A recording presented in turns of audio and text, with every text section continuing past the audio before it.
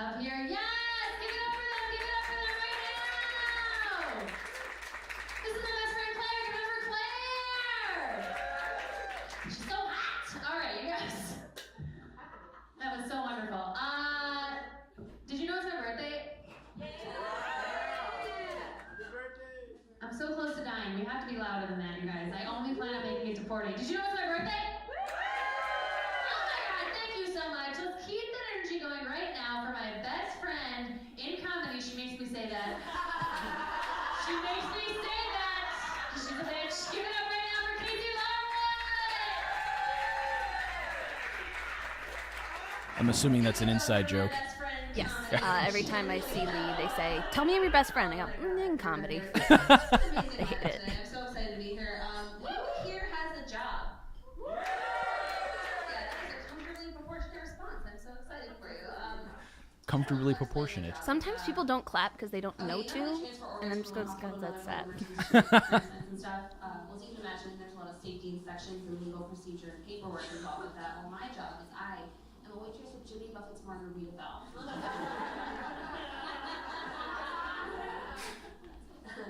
I'm 28. My daily work routine for the past 3.5 years has been spilling Jimmy Buffett brand tequila and then trying to convince people that it's my first day.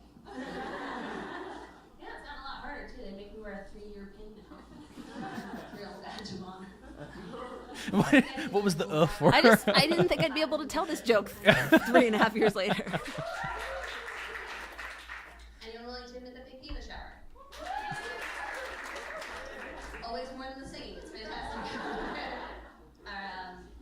Okay, you don't have to admit to this personally, but is anyone willing to clap if they agree that it's perfectly normal and healthy even to make love to yourself in the shower?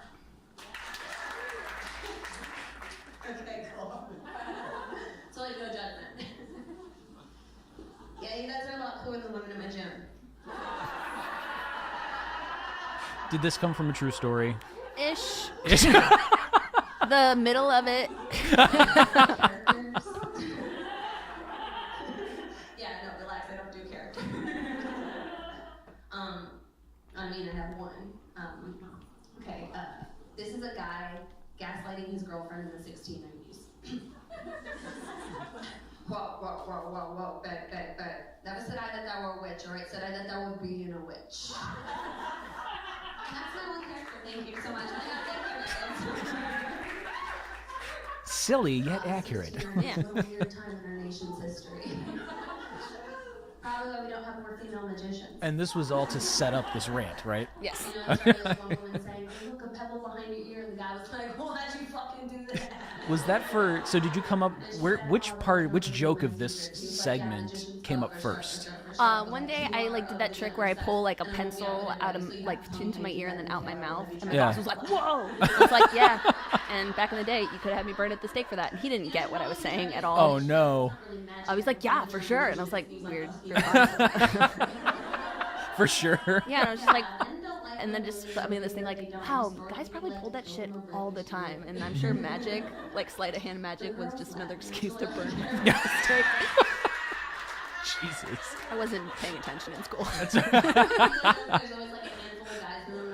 This is why we're not normies, right? Because we have the imagination. Mike Birbiglia has a good joke where he's like, "Oh, while I was thinking of all that, the other kids actually read the book." Yeah, I'm aware that they try to and say, "Look at my face in my wardrobe. I do research on jokes." Yeah, but barely. I want to go on record saying this is not APA cited stuff. What were you citing on this then? The research?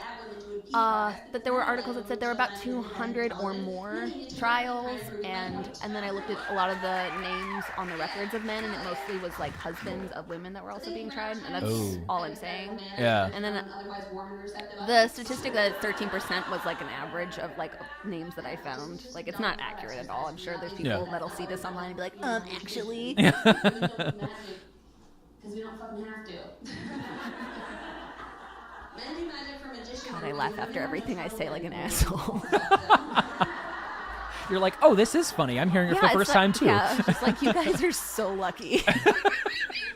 So, yeah, I'm gay, which usually is a fun, special, brave thing about me, but I'm going fifth. So going fifth, what does that mean? Because everybody else that night was queer. Except for Dragovich, I think. Yeah. Yeah, it was Lee, Elise. Going fifth on the... Oh, yeah, okay. Megan I Brennan. thought that was a term. Urban Dictionary is now full of like my quest, like going fifth. What does that mean? Like going fifth?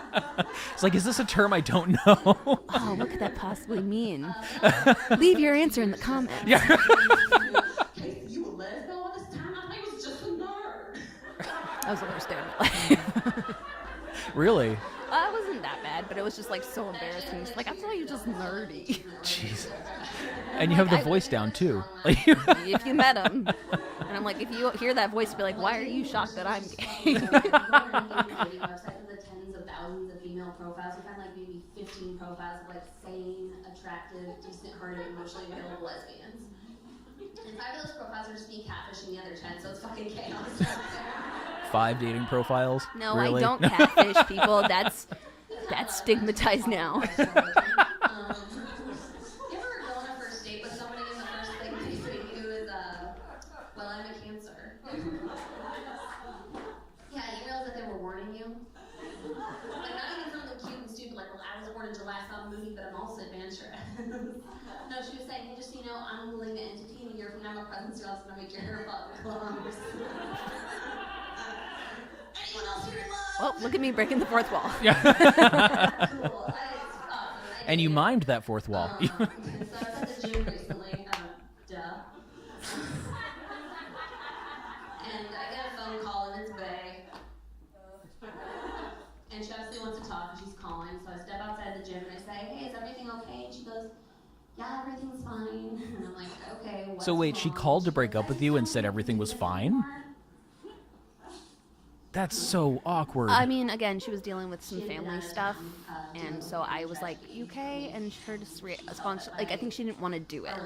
Oh, I see. I was like, "I'm at the gym. What's up?" And she's like, "Oh, you can go back to the gym." I was like, "No, no." This it's can okay." wait. I went back into the gym anyway, which I don't recommend. Yeah. Like, I don't know if you've ever sobbed uncontrollably. Like, she clearly had a hard time with that call. And Yeah. I was too like, okay, I understand. I have not been a good girlfriend lately, and I apologize. And she's like, I don't know what that means, but I have to go. All right, very well. That's a great... I just hurt you. I have to go. Yeah, I'm like, I totally understand. You do you. But no, something horrible. Ugh. That's why she's blubbering like she has privacy and blasting Nico Case music. Yeah, and some of you get it. Like, you're like, oh, Casey just said Nico Case, so we think she knows music. You're full of shit, Larwood. You cried Goo Goo Dolls Iris like a bitch. It's not a bad song to cry to. Right, but it's so basic. Yeah. About film theory. And I was listening to a cracked podcast talking about film theory. I believe it. Yeah. And yeah, that's actually the true anthem of loneliness. Like, you hear 2 film school dropouts talking about reevaluating The Godfather by, like, changing who the protagonist is. You're like, yeah, these pasty dudes get my solitude. That's way too specific. And it just sucks, though, because her main complaint was that she felt like I was never vulnerable or romantic, or that she knew that I cared about her, but I wasn't good at expressing it. And so my brain went into a romantic gesture mode, and I just had this idea. Well, her favorite musician of all time is Prince, and I had this idea of going outside her place and playing an acoustic cover of Purple Rain for her.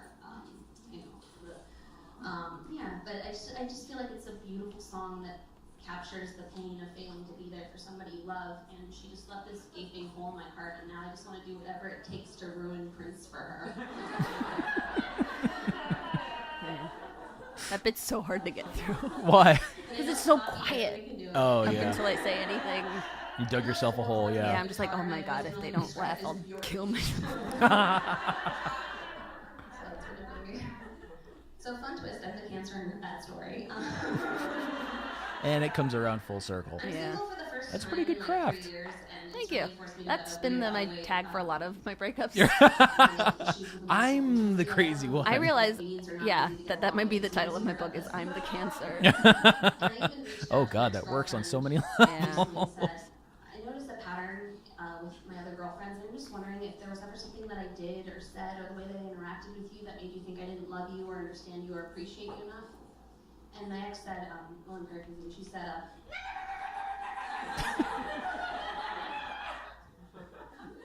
And here I break. Here we go. Yep.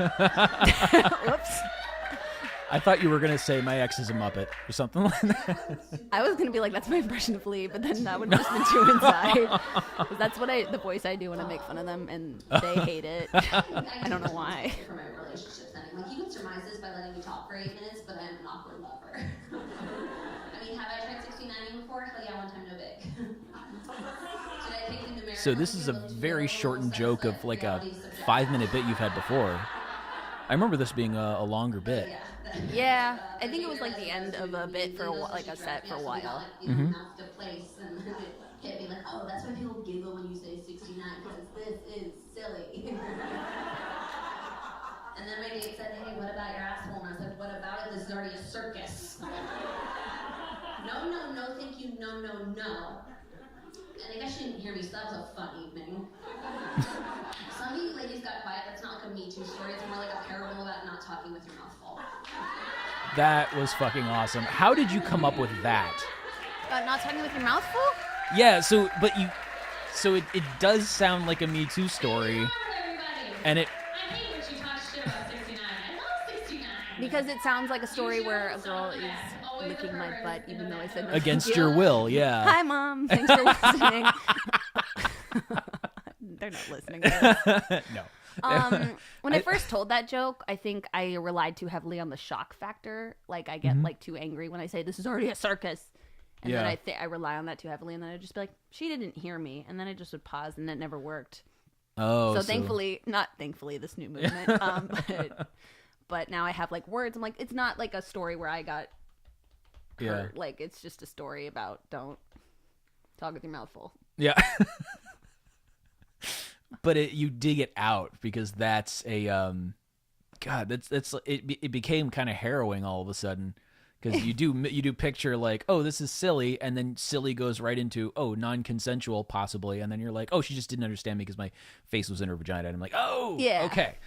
So it becomes this like misunderstanding. You just put the train right back on track. Yeah, it was nice because I found that way of explaining it just in case. Sometimes that like idea of like she didn't hear me. Gets uncomfortable for some people, or they don't think it's funny. So I go, oh my God, like you guys think I was assaulted. Yeah, and I wasn't. And it wasn't also. This is also a joke. Yeah. When I said this is like, no, this is already ridiculous, she was like, okay. Yeah. We were also like wasted. Yeah. And then the next day I got my headshots taken.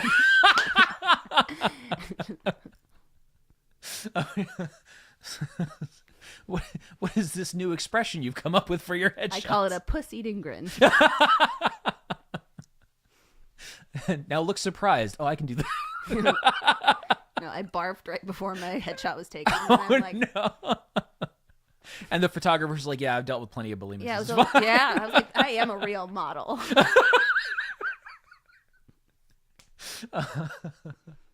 Oh my God. All right.